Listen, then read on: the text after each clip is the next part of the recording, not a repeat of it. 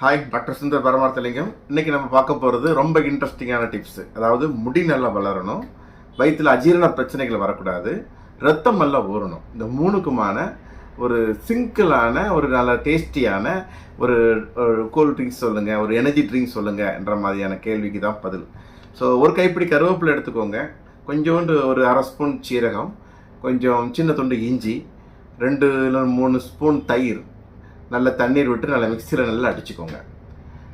தென் கொஞ்சம் டேஸ்ட் வேணும்னா கொஞ்சம் இந்துப்பு ஆட் பண்ணிக்கோங்க. இதை ஒரு நாளில் ஒரு டம்ளர் எந்த டைம் வேணால் எடுத்துக்கலாம். ரொம்ப டேஸ்டியாக இருக்கும்.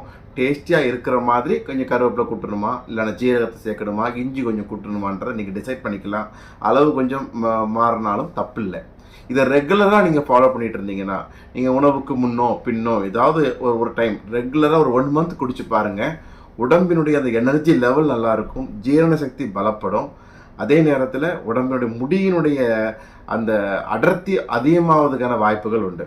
இதில் தயிர் யூஸ் பண்ணுறதை விட வெண்ணெய் கடைஞ்ச மோர் நம்ம யூஸ் பண்ணிட்டோம்னா, அதாவது தண்ணீருக்கும் தயிருக்கும் பதிலாக பயன்படுத்தினா இன்னும் அதிகமான பலன்கள் நிச்சயமாக கிடைக்கும். உங்கள் ஜீரண சக்தியை பேஸ் பண்ணி நல்ல ஆகாரத்தை பசிக்கும் போது நல்லா மென்று சாப்பிட்டு நன்றாக உறங்கி பயிற்சிகள் பண்ணி இந்த ட்ரிங்க்ஸையும் குடிங்க. ரிசல்ட் எப்படி இருக்குன்றத கமெண்ட் பாக்ஸில் நீங்கள் ப்ரூவ் பண்ணுங்கள்.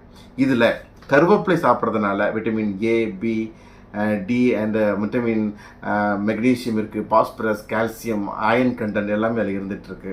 அதே மாதிரி நம்ம ஜிஞ்சிரால் இருக்கிறதுனால டைஜஷனுக்கு இம்ப்ரூவ்மெண்ட் பண்ணுறதுக்கு நல்ல சப்போர்ட் பண்ணும். ஜீரகம் சேரும் பொழுது அது ஜிங்க் கண்டென்ட் நமக்கு அதில் கிடைச்சி நோய் எதிர்ப்பு சக்தி அதிகமாகும். இந்த தயிர் இல்லைன்னா போர்லாம் சேர்க்கும் பொழுது நல்ல ஒரு கட் பாக்டீரியாவுக்கு தேவையான ஒரு பலம் நல்லா கிடைக்கும்.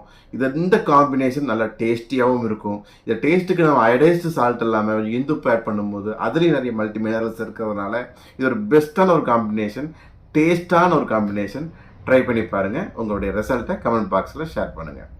அன்புடன் டாக்டர் சுந்தர் பரமார்த்தலிங்கம், ஜெய் கபீசா ஆயுர்வேதா. நன்றி.